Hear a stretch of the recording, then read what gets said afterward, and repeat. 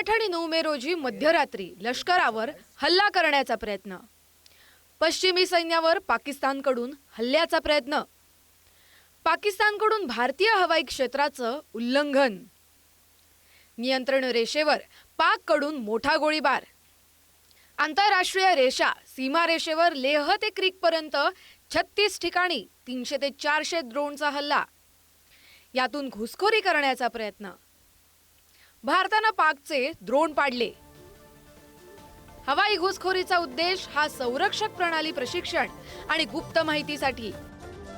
Drone तुर्कीचे असल्याचा प्राथमिक निष्कर्ष.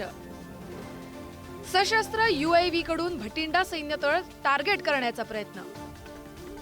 पाकिस्तानकडून 4 हवाई तळांवर सशस्त्र ड्रोन हल्ल्यांचा प्रयत्न.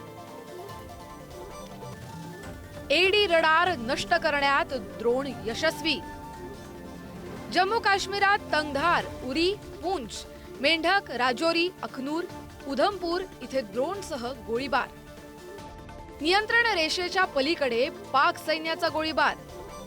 हल्ल्यात भारतीय सैनिक जखमी आणि शहीद. पाकिस्तानी सैन्याचंही मोठं नुकसान. बेजबाबदार वर्तन समोर आलं.